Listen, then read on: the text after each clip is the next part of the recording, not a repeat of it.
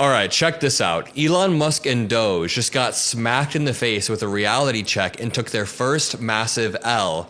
Or is the L this way on camera? Either way, Elon Musk just took a massive L, and we have to break it down because I know things have seemed quite bleak lately with Musk and his billionaire buddies doing a hostile takeover of our most important institutions, and we've been covering that relentlessly.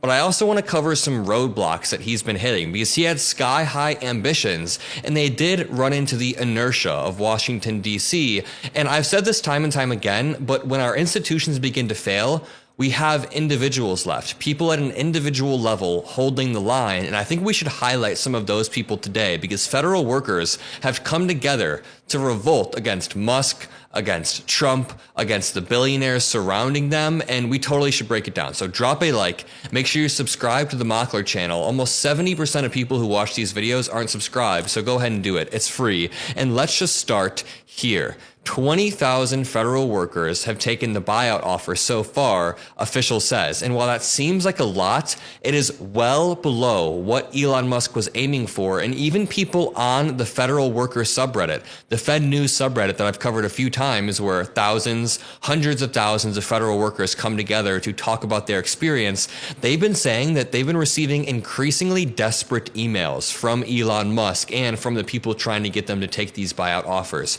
So this all starts with this post right here.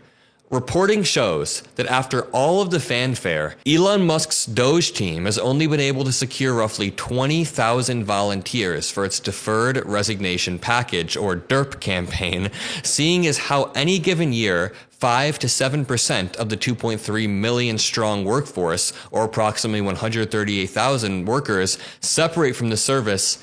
This is utterly unimpressive. Again, they hit 20,000 volunteers to resign when usually, even without that offer, you see 138,000 workers turn over. So again, utterly unimpressive. Elon has come into this admin promising to cut up to 70% of the workforce in some areas, so the fact that he is unable to secure even a 1% staff reduction shows us that we have our first Doge failure. Civil servants over in Fed News, the subreddit that we're about to cover, and corroborated by me, have spoken out about how they are receiving increasingly desperate emails from the Doge-ran OPM HR email address, begging people to take the fork in the road offer, begging them. Some have likened the communications to an obsessive ex that you won't answer back. And before we break down some of these emails that Elon Musk has been sending, Senator Alyssa Slotkin sent out a great Twitter thread about how Elon Musk is terrorizing the federal workforce. So read this.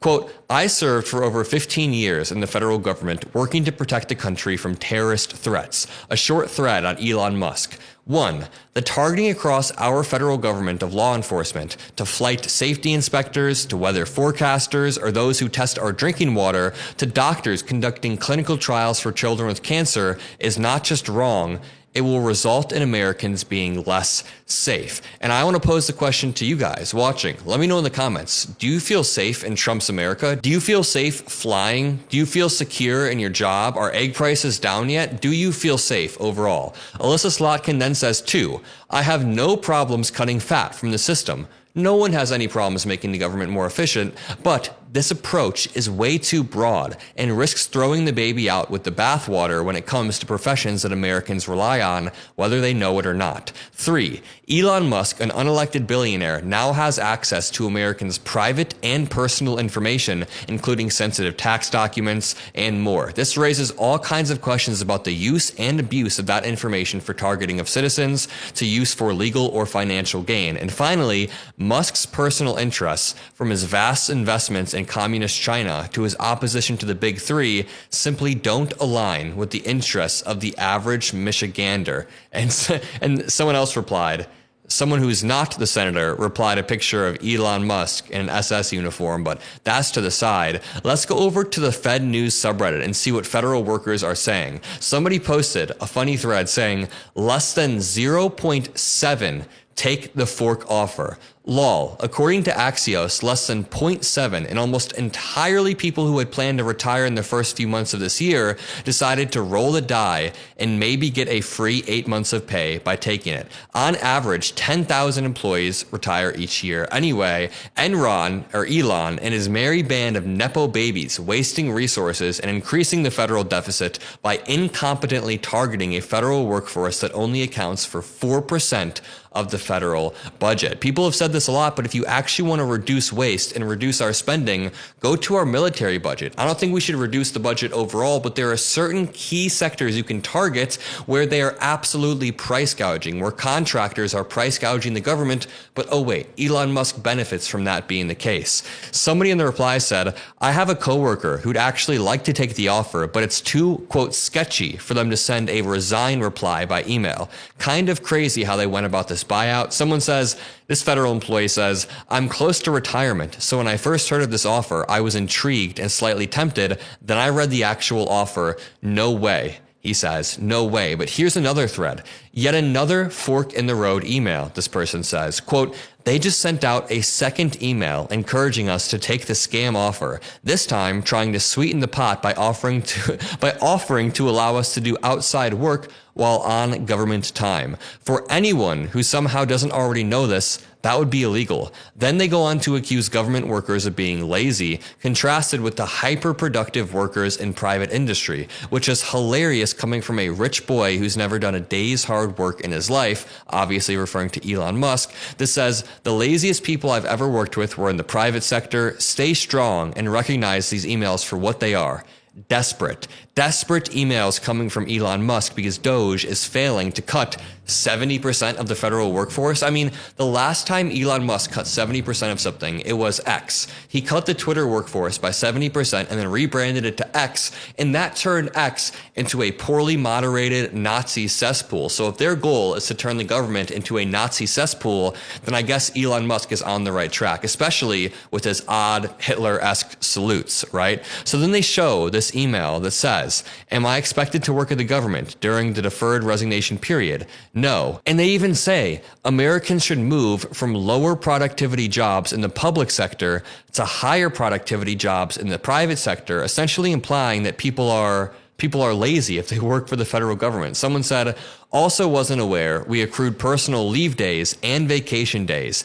These bozos haven't the slightest clue. I'd be embarrassed if I were them. And let's go over to this Axios article about how much Elon Musk has failed. About 20,000 federal workers have accepted the buyout, which sounds like a high amount, but you have to remember it's only about 1%, less than 1% of the federal workforce, substantially less than the White House's target of 5 to 10%, and substantially less than Elon Musk's goal of 70% of the federal workforce. The offer is open through Thursday, meaning the total could rise despite heavy opposition from unions and others. What they're saying, quote, we expect more to come. If you see what's happening at US aid, it's just one piece of the puzzle. What they mean is they expected more to come. They expected more people to come, and now they're wondering where they went wrong. And I will urge you guys, if any federal workers are watching this video, hold the line. You can go to the Fed News subreddit and talk to like-minded people, but hold the line, because the parallels between Musk's Doge and the failures there and the Trump admin's recent failures are clear. And it's that top-down attempts to manipulate and control people, top-down attempts to manipulate and control the truth are often met with steadfast resistance from the ground up. A top-down movement led by Elon Musk and Trump, again, will be met with a bottom-up resistance, and that is us. We are the resistance, so I'll leave it at that. Make sure you drop a like, subscribe, have a great rest of your day, and I'll see you in the next one. Peace out.